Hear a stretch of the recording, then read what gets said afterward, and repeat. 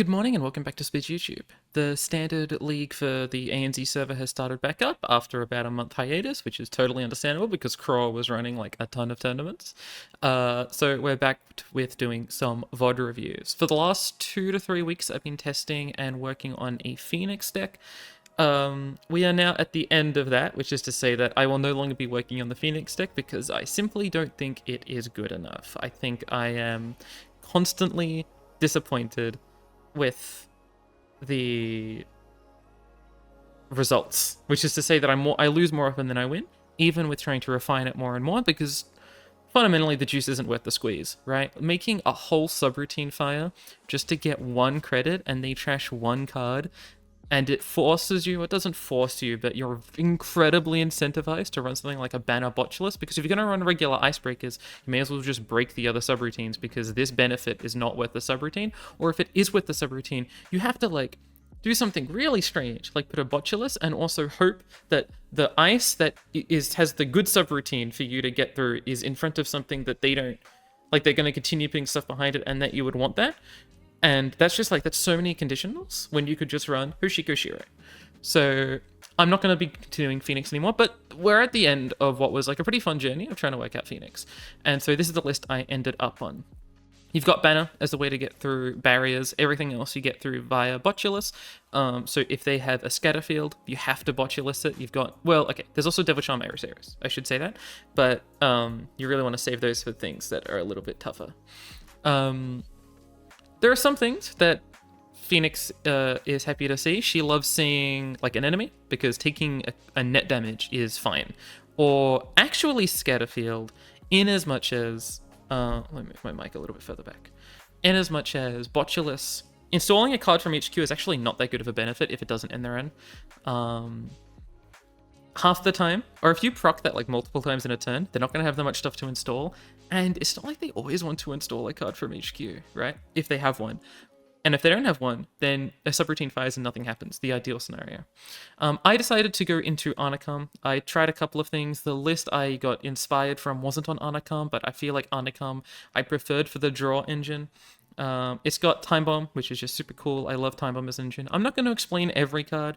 The only thing I'm going to say is that I think like me and my partner, who have been playing a ton of Netrunner recently, we just think that like your options for Anarch money are basically Fermenter or the Keiko package, and I think Overclock is a good side grade to that. You can also run like Transfer of Wealth and Bravado, but like if you're not trying to import a ton of stuff, Overclock is not a bad choice, especially if you're going to be on something like Banner and Aerosaurus plus Devil Charm. Plus, Overclock works with my Onicum stuff, and you want to be running, and your whole thing is based on subroutines firing, and blah, blah, blah, blah, blah.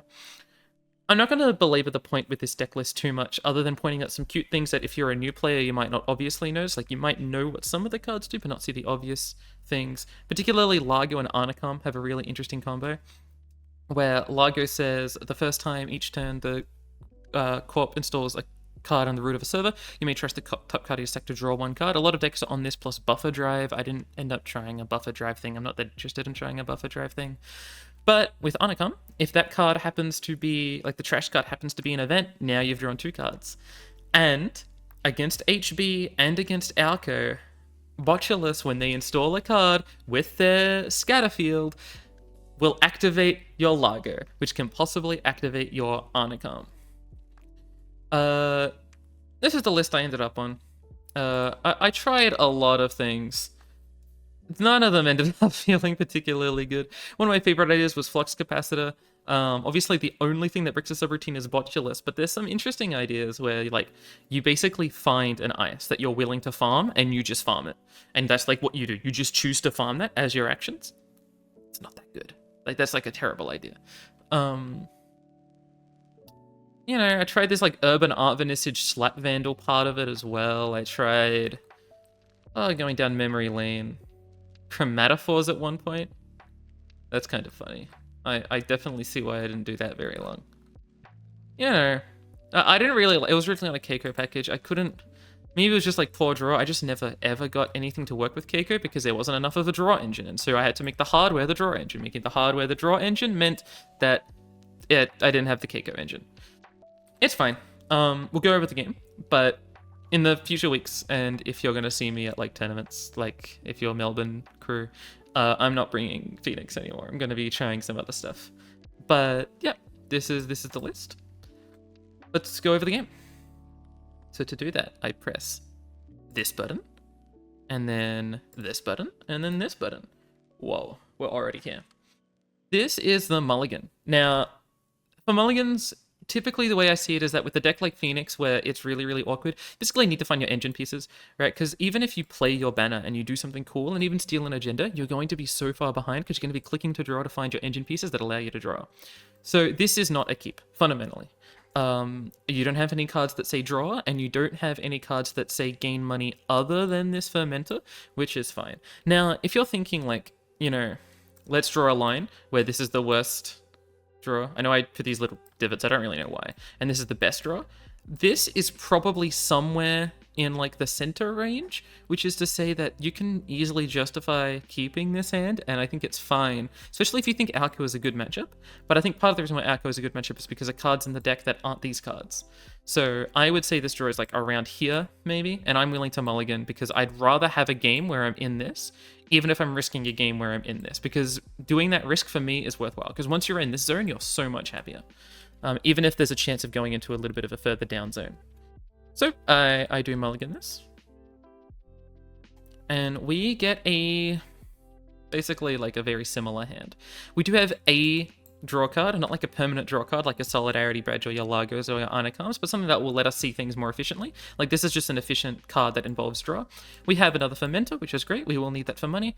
And we do have a Devil Charm, which can hopefully get us by some ice. Now we have Simulship, which is only really there for if you trash your Botulus and you like need it now, or your banner and you need it now. But you know, if I was to refine this deck even further, you're probably getting off the Simulchips.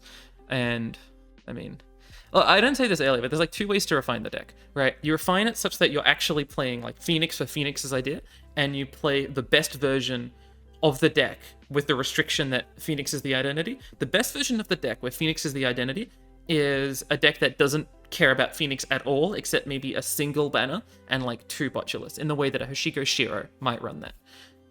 The best way to build Phoenix such that you're using Phoenix and doing like their identity is somewhat similar to what I have built, I think. Maybe not exactly, you could change it around, but this is what I believe at least. Apologies. Alright, click 1 was Hansei Review, install. Perfect start. This is like the best start any Jinteki player can have. It's bloody beautiful. The way I play Phoenix is I just run. I want to see what this is. It allows, once I know, I'd rather suffer any ice, right? Like a Boomy even without clicks or something. Just to know what the fuck is here, so that in future I can know what I want to do with my icebreakers and my programs. So I just run. The other thing is that it costs them money to res things. And if any of these cost too much money, if these end up starting costing 4 to around 6, they have no money. That is lovely. 2 ticks for having no money. So first click, I run. I don't use bar here just in case it doesn't end there on subroutine, but first click, I run. Did I break it? I've been having these issues where my VOD on Pro breaks, and it's kind of sad, and I don't know how to fix it. But that's okay. I run, and it's a Fly Swatter. It's a good thing to see. Or a good thing to know. It means we don't get in, which is kind of sad, but it's good to know that in future. Now, because our only ways of getting through that are Arrow Saber's crew or Botulus, this will protect HQ for a long, long, long time, possibly the whole game. That's just because Phoenix is not that good. But, you know, she's trying her best. We do get into R&D, we see an Anoetic Void, and this is the sort of card I am very willing to trash, because later on, Anoetic Void could be really, really annoying. So, I do pay the 1 to trash Anoetic Void. I don't know why Vote On isn't working. Now here, I remember having a debate between Fermenter and Time Bomb, but I think you just need to be stacking up money ASAP. The way I've built the deck means it's not that great at getting money either. You're sort of like always skirmishing in the like 0 to like 3 credit range typically, and Fermenter's the only time you're ever getting above that range to like your 6 through your like 8 or even 10. which allows you to actually play your value cards. Otherwise, I'm typically just skirmishing for like click for credit on one turn, and then doing some like half powerful stuff on the next turn. That's just the way I've been playing the Phoenix deck, which, because I keep running them consistently, they are also typically forced into that skirmish range, which at least feels okay. That's at least how I've been playing it. So they just click to draw twice and then gain a credit. This means they clearly just want stuff in their hand. This is exactly what I would do in their position, nearly no matter what my hand is, unless it's like an ice and a cohort. That's like the only reason I wouldn't do that. So, sure, very reasonable hand by them. But again, I'm looking at my hand. I want to do a bar here. I want to get my time bomb started. I'm thinking I might want to steal skin for draw. I kind of want to find my combo pieces, and I also want to get into here. All of these kept in mind. First click, I think, is running R&D, because if they didn't res it last turn, they might not want to res it this turn, and then great. I have a chance of finding an agenda. Perfect. I'm still at the capacity where I can possibly find agenda in R&D. I do draw first, because there's kind of little reason not to. I think if I'm planning out my clicks, I've got 4 of them. I know I want one to be a run. I probably want one to be a draw card of some point, be that a steel skin or a bar here. And then the last thing is like, what? Am I going to install a card? Am I going to run this another time? May as well draw first, just in case there's something I would want to do even more, like an Arnicom or something, and then maybe that would take precedence. I don't know. No? Okay, that one is, I'm just actually waiting. Run, get in, FUT. Now, FUT is tough to know. I do decide to trash it, partly because I know I will be coming into money soon, but FUT is a really awkward card to think about. They've got enough money such that they could put Boto and FUT here and start really pressuring me really aggressively, so I don't really want them to have FUT, but I'm putting myself very far behind. This is the sort of decision that, like, 10 turns down the line could easily be the decision that decides the game, and you wouldn't know until you do the VOD review, because it's so tough to figure out what the value of those 3 credits are. But in the spot that I'm in, I can still get a credit and install Time Bomb, let this tick up, and once this gets to about 4 virus counters, I can trash it. I'm supposed to be a trash can. But again, I'm just trying to be as aggressive as I can using Time Bomb and stuff. They install. Pretty good play, but now they've installed a bunch of stuff. They have to be able to spend credits on it. So this is a perfect time, again, to run and see what's going on. I run server 1. I want to see what ice it is. I want to see what's in there.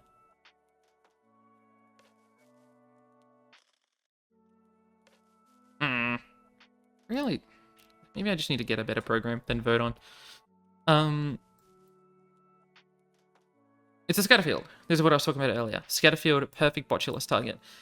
In fact, on this turn, with my 3 clicks remaining, I can install botulus.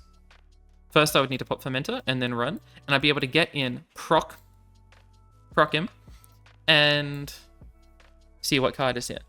So that's exactly what I try and do. My mind is, as long as I'm aggressive as possible, they will be struggling a little bit. And I'd be really happy to continually keep using this server as a way to get my little bit of money, see if they want to install things with Scatterfield, and get that going. Now, again, this is an aggressive play. I've spent 3 credits to trash a FUT, and now this is not even going to get me 8 credits. It's just going to get me 6. I'm like down 5 credits than where my plan would have normally been at. 5 credits is a lot when most of your things are like resources that cost 2 that give you permanent value, or events that cost 2 that give you insane value. Losing 5 credits worth of stuff is pretty big. Nonetheless, I do decide that this is an opportunity to do the botulus thing. I don't think anything else is really as exciting to me, so I think it's fine to do so. So you'll see we do the virus counter, we place the thing. Oh, we do bar here. We do. Hee. May as well. No reason not to. Now that I can actually guarantee that bar here will get through. I suppose I can't guarantee it. This could be like a Managum Skunkworks or something that says end the run, but generally speaking, this is going to be able to get through. Okay. Now, the first time, I didn't comment on this. The first time they chose not to install something. The second time they did choose not to install something. The first time when they chose not to install something, I assumed, somewhat reasonably, either they don't have anything they can install, or they don't want to override this, or what they would put here would be like, I don't know, a cohort. And then at that point, I would just trash the cohort, and then that feels really bad for them because they just lost a cohort for no reason when they could have protected it by ice. But because this is my last click, they're installing this because they can, and I can't interact with it. So that's a good play by them. They're able to install something easily. But I get to do both my Phoenix and my Bar here. I decide to draw 2 cards, and then I have to make a decision between paying 4 for trash costs or paying 1 less from the grip.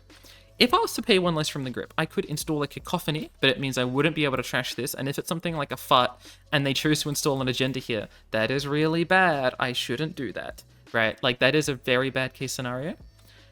If it is an agenda and I end up wasting my 4 credits, well, I'm wasting my 4 credits, and more sort of importantly, I'm actually wasting this bit of text, which is installing a card from the grip, paying 1 less. I'm sort of willing to accept that because I got an agenda. So I'm sort of picking like the middle of the road choice, right? Either it's an asset and I get to trash it for free, or it's not an asset, I don't get to trash anything, but I also get an agenda. Woohoo, congratulations to me. So I picked the place 4 for trash cost, but if you had the thought that this might be an agenda, especially because Scatterfield's a pretty safe bet, especially against the Phoenix, who might only be on banner, i.e. me, I'm only on banner. This is like a relatively safe bet to just like score agendas. You could win in like 3 turns by just continually putting agendas here and scoring them if I didn't have a Botulus in hand. But it was a 3-2. I did steal it, congratulations to me, but they had a 3-2 there, so it was an even trade. Now, there's something interesting here, which is that they spent their last turn install, and they spent their next turn basically forcing themselves to do this 3-2 thing because of how they decided to do this, which means this Archives has had a couple of things going into it now. It's had the Phoenix from HQ, like the attack that I just did a second ago. This is not how you spell Phoenix, this is how you spell Phoenix. They had an Alco recently, and they had a... and I'm using my thinking hat here, a Hansai review on turn 1. They chose all of these, like these are all things they chose, so it's not that likely that there are agendas in here. But in the event of Alco, if they saw 3 agendas, they might want to put it there. Or if they saw 1 agenda and 2 cards they really, really want, like a Fart and a Cohort, they might have put it in here. A piece of advice I read this piece of advice from the person who I sort of got this deck list inspired from, the guy who did well in Toronto, said that people will put agendas in Archives because they know it won't kill them yet. And once you score more points, now those agendas in Archives could end up ending the game. So I saw an opportunity where they can't... this ice is only going to have 3 strength. Either it's like a Tattoo Bowler, and so it's going to cost them 2 strength and now 2 credits, and now they don't actually have many credits left, or it's like an enemy, which means I get in anyway. A lot of the time I'm able to either get into this server or I'm making them spend the credits, and that's like good for me because they're spending credits. So I'm able to run this, and they're partly so low on credits because they decided to spend their entire turn and spend 3 credits just to get 2 points. Nonetheless, I run in. They are thinking. They are finished thinking, and I stole a Fuji. That, congratulations to me. I don't know which instance gave them the Fuji, if it was the Alco. I doubt it was the Phoenix, but it could have been the Phoenix. Or if it was the Hansai review. The Hansai review seems the least likely. I just assume it was the Alco trigger that made them decide to put that in. But congratulations to me. Again, they don't have any credits, so I decide to run R&D, because maybe I just win the game right now. This will be a very short VOD review.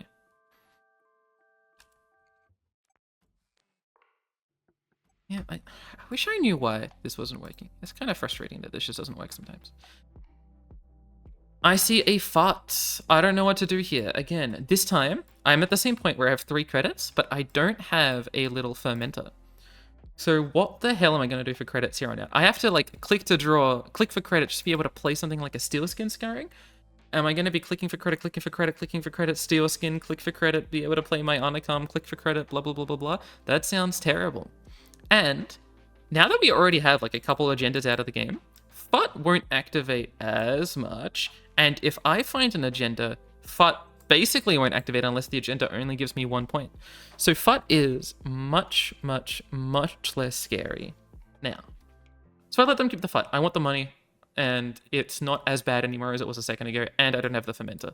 But these are sort of the contextual differences that are determining between whether I want to destroy the FUT or not. Okay. Got 2 more credits left. I decide to draw and draw. I think this is a decent time to try and draw because I have the credits. Anything that I would want, I think my entire deck should be able to be paid for right now, except for like maybe a banner and a Stargate.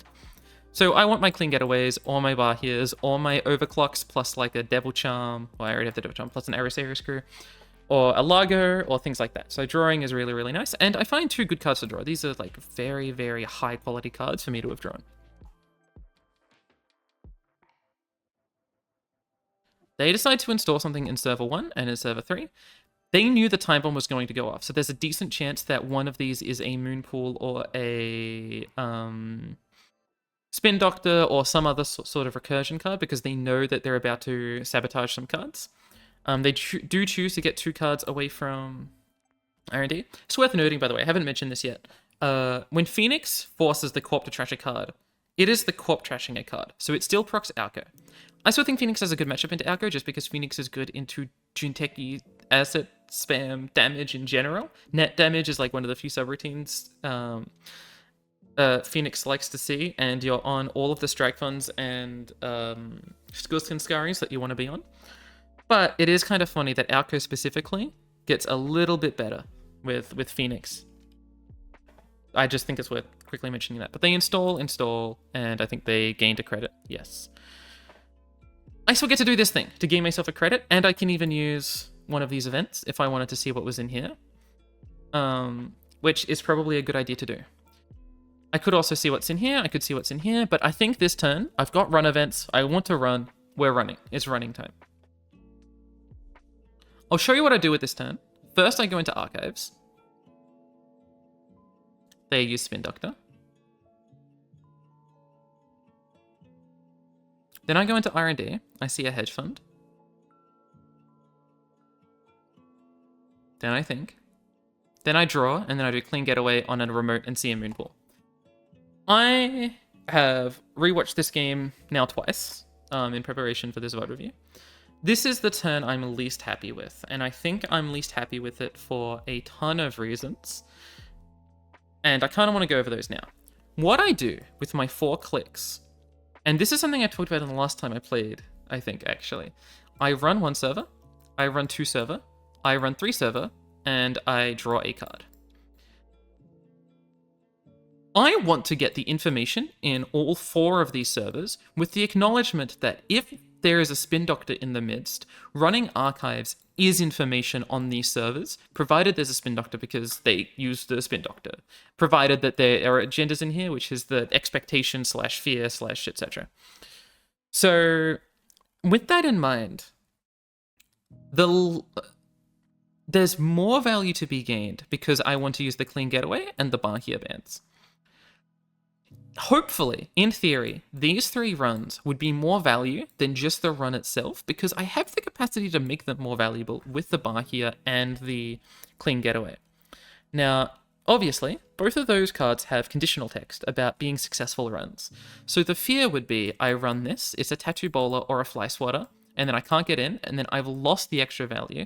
Not only did I fail to get that value, I spent money trying to get that value, and I could have gotten that value had I just ran this server.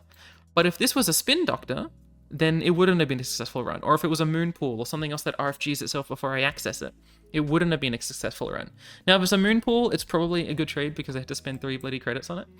But it's worth thinking about that. In addition, I can always run this server because this will still be considered successful once you have at least beaten 1 ice, is my understanding of how success works. Ergo, I could have also done it in such a way that let me run this server more. My mind, as I was saying, is that I wanted Clean Getaway to be guaranteed, so I thought to run server 3. My thinking for why server 3 was guaranteed is that it would be extremely unlikely for their play to have been Spin Doctor, Spin Doctor. That's just like an unlikely play. Most people don't do plays like that, because they also want to be advancing their own game plan, and these 2 Spin Doctors, if I do run them and then interact with them or trash with them, is actually not advancing their game plan that well, especially because either I'm going to trash the other Spin Doctor, or they're shuffling things into Archives that aren't agendas when they probably want to be using those for agenda cycling mostly. They could have had 2 Spin Doctors, and it's not impossible. I'd say there's like I'll hit you with an 8%. I'll pull that number out of my ass, but an 8% chance that this was a second Spin Doctor. In that 8% chance, I've just lost a Clean Getaway. And I've lost not only the 6 credits, that I gained. But more importantly, I'd be at 0 because I would have lost those 3 credits. Being at 0 credits would be terrible for the same reasons I didn't trash the FUT. So I wish I had ran these servers with Clean Getaway and Bahia. But Spider, what if they were Tattoo Baller or Fly Swatter? Here's the thing. I think they're not. And I think you can be pretty certain they're not, because it at least you can be like nearly 100% certain. I'll hit you with a 99.9 that this is not a Tattoo Bowler or a Fly Swatter, because they would have rezzed this when we were about to steal their Fuji, right? That's like a slam dunk choice. You do that. I'm not, even if you want to like mind game me and think, oh, in future they're gonna put a Clean Getaway here and I'm gonna prevent them all their credits, dude. I got 3 agenda points. You can't not. You don't let me in if you can stop me. R&D, there are arguments, but when I ran R&D one time, they were on 8 credits. They would have rezzed a Boto, a Fly Swatter or a Tattoo if they had it. Going down to 6 is not that bad. I mentioned Boto because if it is a Boto, and spoilers, it is a Boto, going down to 2 credits is a lot worse, and it's very reasonable to not rezz it if it's a Boto.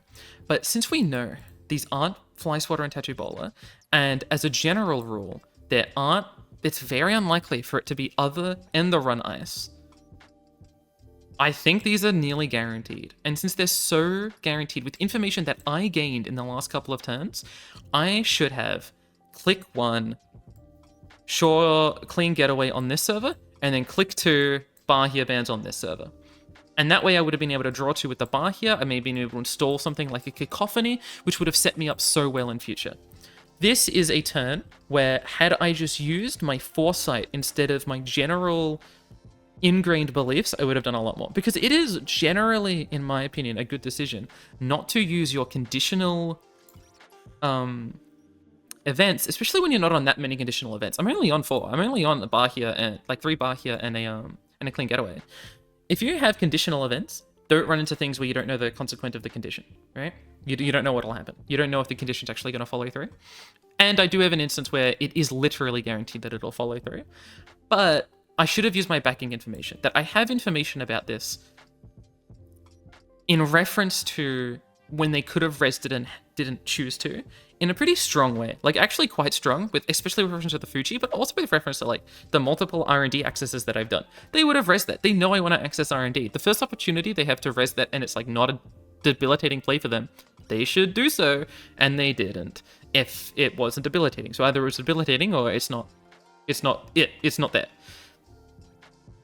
So, yeah. This was the turn I was most disappointed in when rewatching this, because looking back at it, you know, each individual click, I'm thinking, I'm using my brain here. Gotta make sure I don't use Bahia. Gotta make sure I don't use Bahia.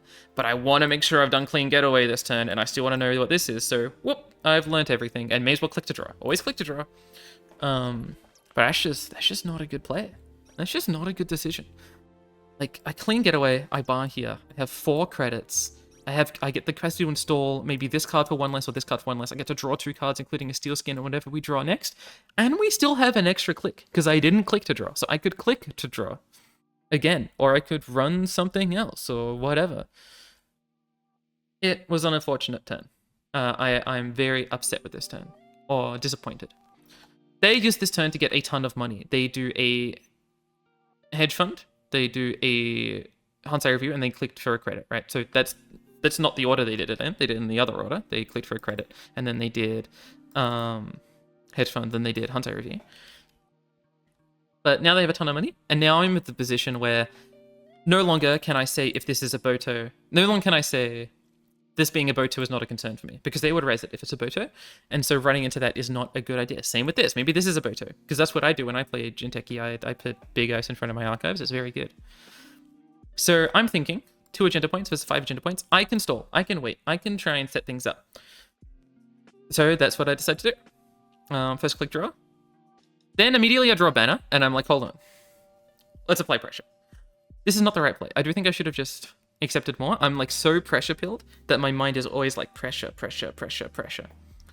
So I see that I have exactly enough mana for banner plus spending the 2 credits for banner.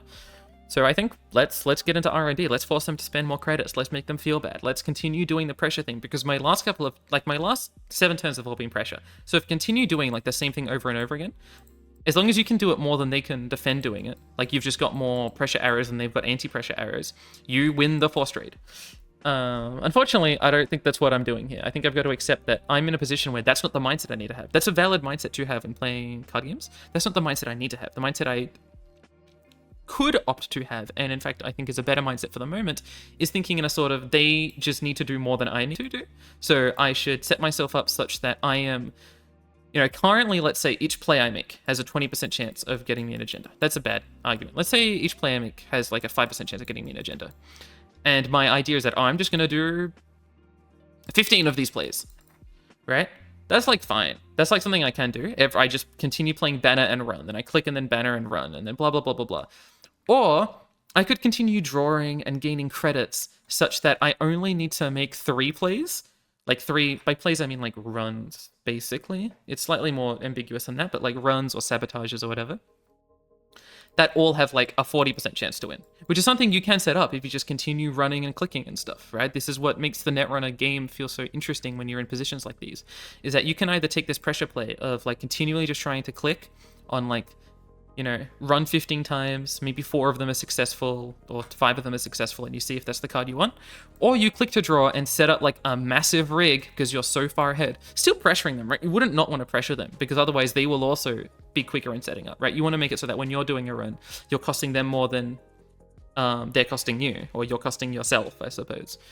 But I should be trying to play for this. So I don't agree with this banner play either. I think like Phoenix as an identity, and thus as a gameplay style that I've sort of taught myself to play, is very aggressive, but I should acknowledge that I'm far enough ahead that I don't need to like go from 6 credits to 0 just because I want to touch one more card and because I want to make them spend credits, right? Sometimes that's a good play. That's not what I need to do here, especially because I've got so much draw. Like, I've got 3 cards that say draw. I could be adding like 8 cards right now, and I just don't. So, I don't know. I think this is, I do know. I think this is a misplay, and I wish I didn't do it.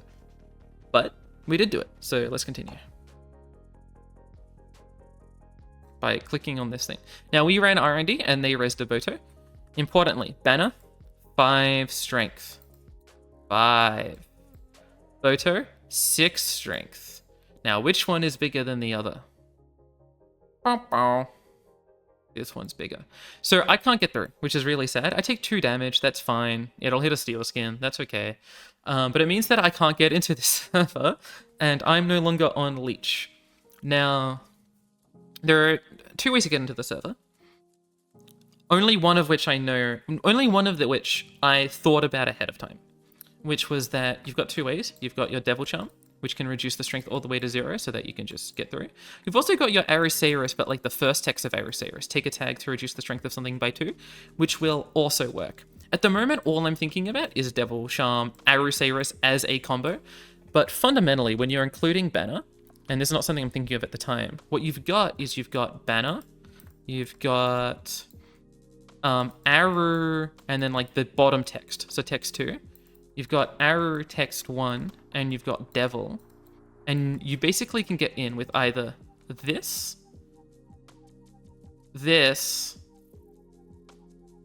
or this. You do need Devil, but you don't actually need a lot of this other stuff.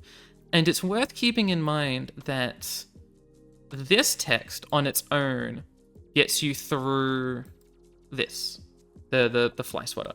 This is all talking about stuff that will be relevant in the future, but at the time, all I was thinking of was purely this interaction. So I'm like, damn, I'm never getting through until I draw my Arusaurus crew so that I'm able to trash it. And if I'm doing that, then I might want an overclock as well. That's where my mind is at. It's not correct, but that's just where my mind is at when I'm seeing stuff like this Boto. But it's worth thinking about where my mind should be at, which is thinking of that gradient and thinking that this is also a legal play, especially because it maintains the text 2 of Arusaurus, which trashes itself. I know I know I originally said I had a goal of explaining all the cards. The goal really was that I knew that like not many people are going to watch my Netrunner VOD reviews, but my partner will probably watch a fair bit of them, and I wanted to make sure he could follow along. He has played a lot more Netrunner in the last month and a bit now that he has been able to like play a lot more. So I will explain what I mean by text 1. Text 1 and text 2. Text 1, like Aerosave's crew literally just has 2 blocks of text. The first bit of text is take a tag to reduce the strength of a piece of ice, and you can only do that once per turn. And the second bit of text is if a piece of ice has 0 strength or less. I'm not sure if it says or less. If a piece of ice has 0 strength or less, is what I'm going to assume, trash me to trash it. Normally when I play this game, I basically only use the second bit of text, but this first bit of text is something I need to be thinking about more and more and more. Anyway, I let the subroutines fire. We lose our Steel Skin Scarring. We also lose one other card, because that's how the game works. You have to lose cards. We lose a Cacophony, which is not great, but it's fine. Since we're already halfway through the game, the value of Cacophony is halved in sort of a strange way. That's not like really true. What I've said is like basically a lie, but it's like, it's just like a little bit true. It's like, it's those statements that are just a tiny bit true. But we don't get in. But we do draw Lager. Yes. The thing we'll use for the rest of the game. So I'm pretty sure I immediately play Lager, but we get into another tough decision. Sure Gamble or Lager. We only have 2 credits. I have told you that this deck is very money inefficient. I sort of have 2 things that I could do for the next couple of turns. I could, if you think about like my 5 clicks that I've got this turn or next turn, I could do Lager on this turn and then have 0 credits, and then the next turn click for credit 4 times. Maybe one of those is a run on this server, but like, what am I gonna do? Draw to try and find a fermenter? I could do that. Or, on my 5 clicks, I could click for credit once, click for credit twice, click for credit a 3rd time, Sure Gamble, and Lago. And that way, I have $9 and a Lago.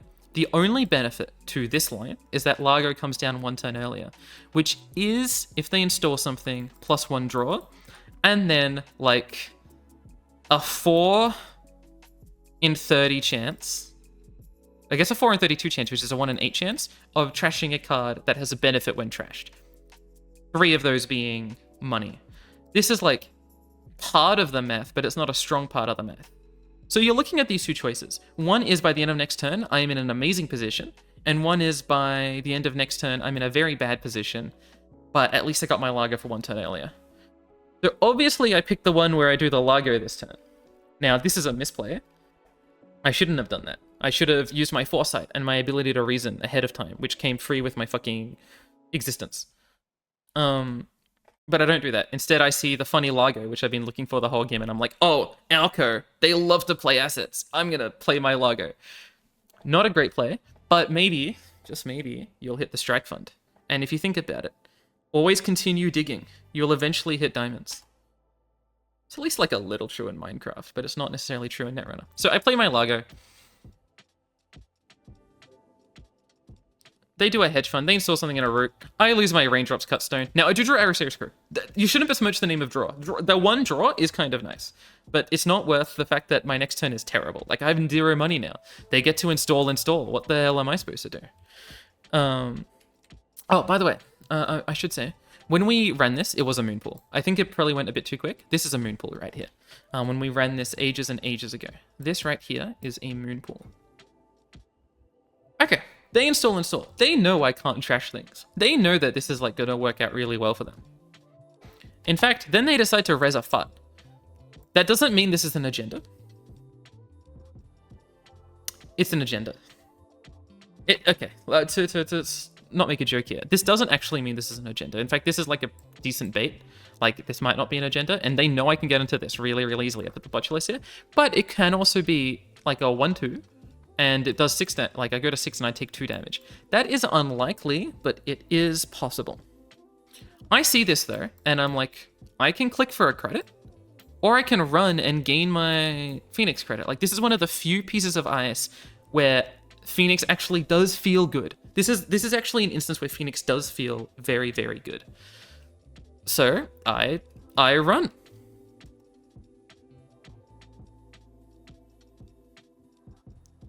I do the thing, and they have the ability to scatter field. They install a card, which means I get to Largo, which means I get a strike fund, which means I get +2 credits. Gamblers always win. This is obviously not true. Gamblers only win in this game. So I get my $2. I also break my application. You also draw a time bomb. Not a great draw, not a bad draw. We get in, and it is an opportunity for them to take an action.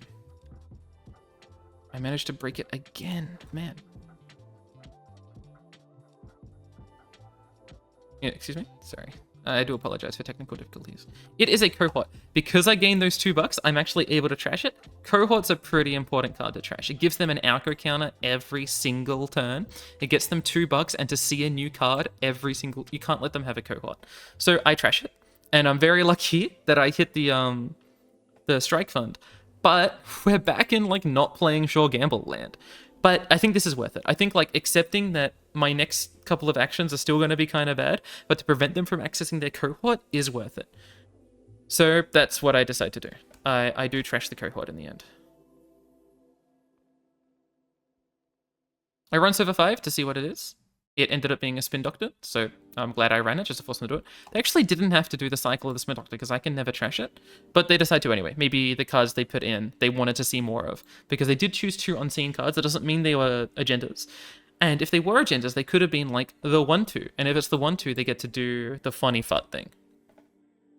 At this point, I have 2 credits left. We've been talking a ton about how I need to play the Sure Gamble, and this is not a bad time to click for credit, so that next turn I can click for credit, Sure Gamble, and then at least still have one more action, including possibly a Bahia Bands action. So it's fine to click for credit, right? I'm acknowledging that I do need to click for credit at some point.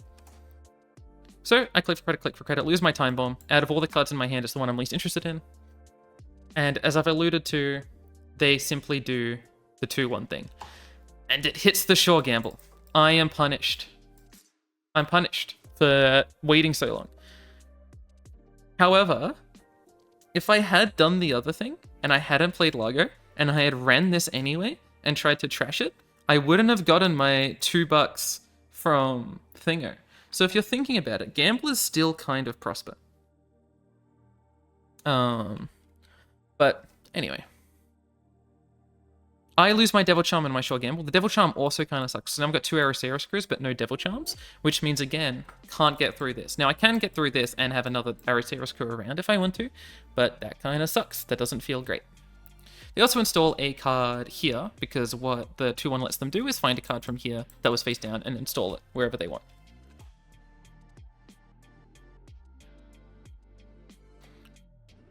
This sounds a bit strange. I've got a lot of things I can think about. Part of me thinks I should draw to try and find my fermenters. And this type of draw is interesting because it still costs me money. So if I end up drawing a Sure Gamble, then I have to go back into click for credit for Sure Gamble hell. But if I don't draw a Sure Gamble, then like I may as well have used this to get the extra draw.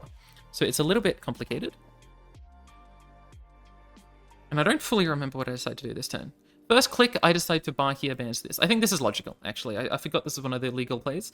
It means I get to trash FUT. FUT is a high priority target to trash. It means if they ended up getting more agendas or more 1-2s, I'm not losing all the value and I need to click for draw more. Like I get to... This is unlikely to kill me, but what it does say is you need to click to draw more. And so by trashing it, it means it doesn't have the text, you need to click to draw more. Ergo, I gain clicks. This is like some girl math for you. Sorry. I don't know what causes this. I think it's just like stop starting the video over and over again. So I draw 2 cards. We get Unicum and Simulchip. Can't afford Unicum. Simulchip doesn't do a lot for me. I decide to run server 1 to see what it is, get my credit, let them install a card. They choose to. They install a card here. Obviously, it means it's an upgrade. I have no idea what it is at the time. In my mind, it can be a Hollow, a Managum, a Anoetic. We know they're on Anoetic. It could be... I was going to say a Hokusai Grid. It can't be a Hokusai Grid, I'm pretty sure, because I'm pretty sure that's System Update 21. Nonetheless, we get to draw a card because of Largo, because this still activated Largo, and we draw a Solidarity Badge, which is interesting, but I don't have money, so it's not like I can trash that many things. They got the powers that be. Not that they got that. This is just the powers... Hold on, let me make sure I've removed all the text so we don't undo it often. This is a powers that be. If you don't know what powers that be is, that's fine. It's not mandatory knowledge. It is a upgrade that says when you score an agenda in this server, you can find a card from your deck that you want. I'm pretty sure. I'm like 99% sure that's what that says. You can install a card from HQ or Archives. Sorry, you can't find it. You can install a card from HQ or Archives, which is like the strong bit, ignoring all costs. It's fine. It's not worth trashing. It's okay. There's only going to be so many agendas left in the game anyway. It's fine. It's not a big deal. And I definitely wouldn't have trashed it even if I had the capacity to trash it. I got 2 credits again. I don't really know what to do. If we're looking at this, I don't have anything I can install with my Simward chip anyway, so Simward chip doesn't feel great. No, sorry. I do a Fermenter, right? But to play Fermenter, I'm losing either this or this. And that, I'm looking at the banner below it, and that doesn't feel great, but it might be what is necessary. Normally, I use the Simward chip after I've, like, on the turn that I'm using a Fermenter, but I've already used both my Fermenters, or 2 of 3 of my Fermenters. So I'm sitting here and I don't know what to do. I click to draw because I'm trying to find, like, another bar here, like my last bar here, or an Overclock, or a Devil Charm, or a Fermenter. I don't get it, but I'm able to play my Arisaris crew just so I don't have to discard it and get my Largo discarded. Doesn't feel great, but it's fine. It's somewhat acceptable. It's okay.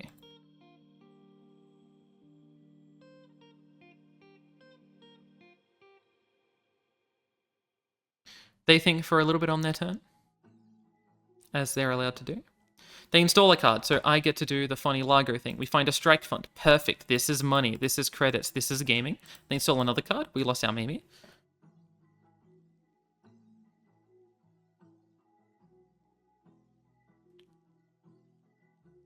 Really wish it wasn't as broken. And then they play a Hansai Review. I'm pretty sure that's what they did this turn.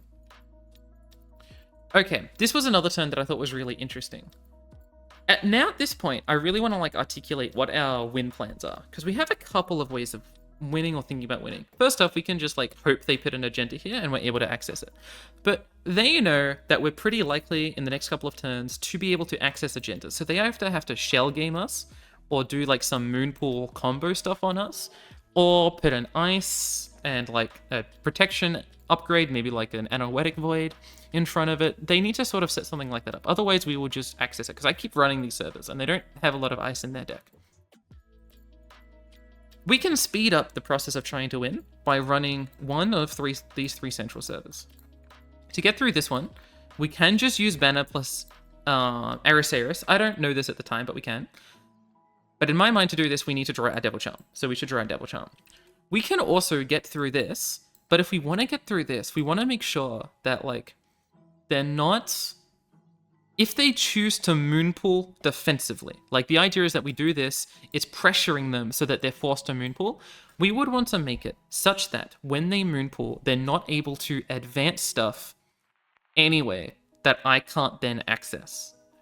My point here is that I don't want to last click run HQ when they have a Moonpool and still have things they might, like these things that I haven't seen yet, if they're agendas, because then not only do they get to move their agendas out, but they also get the value of Moonpool, which is to be able to advance things. So I don't want that. The other option, again, is Archives, but Archives runs into the same Moonpool issue, at least with the exception that I don't need to use Arisaris to get through Archives knowingly. I might need it, I don't know. So part of the point would be to run Archives and see. What I'm thinking throughout these turns is that I've got two options. I can continue drawing for stuff. I can continue going for that, like, make 3 45% lines or whatever. But also, like, what these look like in practice, right? This is like a very nebulous idea you want to set up. What are those setups? What are the things I'm trying to do? Because at this point, I'm sort of locked out of a lot of stuff. What is that setup I'm looking for? And those setups are for going through these servers. And I have to think about how I'm going to value my Arisaris crew, one of my few cards that allow me to interact with these things in this way. Sometimes that's... The way I normally think about it is I want my first click to either be installing the cards that let me do the runs, or making it such that I can at least run with 3 of those clicks, right? So I have the Arisaris crew, I'd want to install the Devil Charm, so I can get into R&D and at least see a couple cards, not just one card, before they can re-ice, right? You want to do it so that in the sole opportunity they don't have ice there, because they're going to re-ice it if they can. You see as much as you possibly can, right? You want to get as most value out of it, most tempo, whatever. But because they kept installing this stuff, I can't really do these runs. I need to see what these are first, because if they're agendas, I win, because I get to run them. And if they're agendas and I don't run them, they might get pretty close to winning with things like Moonpool, right? They've got fast advance, they can do kind of interesting stuff. So it's sort of tough and awkward. So you gotta realize last turn, this turn, what I really want to do was run these by using different variants of click 1, Arusaurus or Devil Charm, whatever, click 2, 3, 4, run, get as much value. But instead I'm thinking about having to run these servers. Luckily, it's not too bad for me to run them, right? Fundamentally, to like run a server, they sorry, to run a server. That's the wrong way to start the sentence. If they're installing a card, that's 2 clicks. Why is it 2 clicks, Spider? Because I had to draw the card as well. Now, if you imagine a world where corps are 4 clicks, but their first click is forced draw, right? To run a server, it only costs 1 click. So if I just continue doing this, eventually I'm going to keep that value. But because I don't have a lot of credits, I'm not going to be able to trash it all. I did first click gain credit, second click 2 strike funds, just in case some of these are like must trash things. I don't know what they would be yet. Maybe like a FUT. But maybe not a FUT. Maybe I don't need to trash a FUT. Anyway, I run in, second click, and it's Moonpool. But again, I'm really thinking here, do I run a Central or do I run this? If, again, this is like a Fuji and I run this server, even if there are agendas in here, they want to move those agendas onto this. But if this is not a Fuji, like it's just a regular asset, then this is still a good run and these Moonpools aren't actually valuing them. They're just spending money and being like an expensive Spin Doctor, which is fine. They would do that anyway. But at least they're not getting the overvalue. I think I end up running this worried that this is still a Fuji, and by running this, I'm playing into their hand rather than getting something valuable. So I do choose to run into server 6, but it's something that I don't know about, because if I'm running server 6, then they might re-ice these servers, and it makes it really tough for me. This felt really difficult at the moment. I'm sure there's like a simple play that like strong players know, but I don't have an intuitive knowledge of what that is. Anyway, that was a cohort, so I'm glad I trashed it, because it means they're not getting as much HQ value. And we still have the Moonpool here. Okay.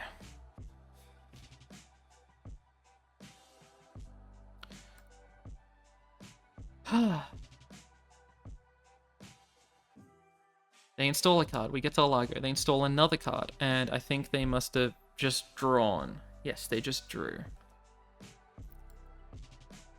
This looks like an agenda to me. Now, they know I can get through many pieces of ice. Like, I can get through most ice they should run. If you list all the ice they're likely to be on, I can probably break it. Because the only big ice they're probably on is Boto, and I actually am able to deal with Boto. Not that I knew this at the time. Just because I just, like, always forgot that the first bit of Arusaurus' text exists, nor that it could synergize with specifically Banner. But, you know, if it's a Fly Swatter, I can get through, obviously. If it's a Thinger, I can get through a Tattoo Bowler, whatever. Even a I can't get through one of these, like, openly. I can because I've got Devil Charm, which I drew very recently, when Largo happened. But I see this, and I'm talking about the same thing. It's the same thing where my mind really wants to run this, but fuck, what if this is the Fuji? Especially now they put an ice here. So, I decide I have to check server 8. I'm continually deciding that this is my point of pressure. I'm going to continue seeing what these assets are until there are none more to see, and then we run these. But if they ice these up, I've sort of lost my opportunity, so it's sort of risky in my mind. And I don't know what's best here. I play the Devil Charm thinking, well, if it's a Boto, I need the Devil Charm to get through the Boto. And look, I would rather trash Arusaurus than take the tag, because even though it doesn't cost any money to take the tag, having a tag kind of takes money because you want to spend the click and the 2 credits to get rid of it. So I'd rather Devil Charm, especially because I've got the other Arusaurus crew to still get through this server, is how I'm thinking at the moment.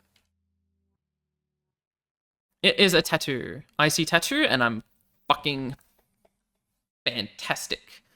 It lets me get in with Banner and force them to do, like, I still get to do the Phoenix stuff. I get to gain the 1 credit and the Sabo.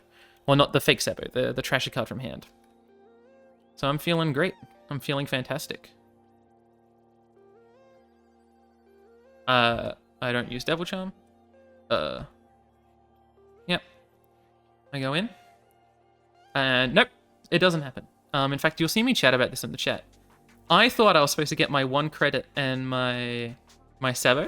This is a Managarm. And, you know, if you play really quickly, what happened there is I ran into this, I ignored the subroutine, I saw what this card was, and then my Phoenix didn't activate. But it's not that I saw what this card was. I did see what it was in, like, real life. But I never breached the server because Managarm ended their run. But I was very confused because I'm so used to just running into things, seeing, oh, they have a thing in the server. And it's still letting my Phoenix happen. So I was a bit confused. It does suck because they've basically, by rezzing this, denied me a buck and a Sabo. But more importantly, the buck, right? The buck is what I want. My sad, sad buck. But I do have a chat about this because yeah, it wasn't successful. I just saw the Managarm and thought, yeah, I see a Managarm. That's what I'm allowed to see. But for once, finally for once, I am aware of what all of these are. So if they have agendas in here, these moon pools are not going to be advancing something, which means they can't fast advance a Fuji. Now, you might think, well, they could have fast advanced the Fuji anyway without me needing to run the server. But the point is that, like, let's say they had a Fuji here. They obviously could fast advance that when there are things here or here, like on their turn. But that means they're not able to, how do I put this? They're not able to, like, make me waste a click by the fact I'm running it, right? So it's better for them if they do that fast advance when I'm running. A little. Not a lot. It's not that big of a deal. But I can finally run this and they can't fast advance something. It isn't an enemy. Yes, an enemy. I'm so glad to see an enemy. We lose our Arusaurus crew. Fuck. But that's fine, right? We're going to lose 3 cards. But remember, even though we had a subroutine fire this turn, we didn't have a successful run with a subroutine firing this turn. So we still get to do our Phoenix thing. We get our 1 credit. They won't take this 1 credit away from us. I do have to undo this because I wasn't expecting a menu to pop up, so I did the Devil Charm because I was just clicking quickly. Subroutine's fire. It does hit the Steelskin Scarring, so we get to draw a couple of cards, and they do decide to Moonpool in order to get rid of the agenda that was there without advancing something. So lovely. Cool beans, as they say in the bean community.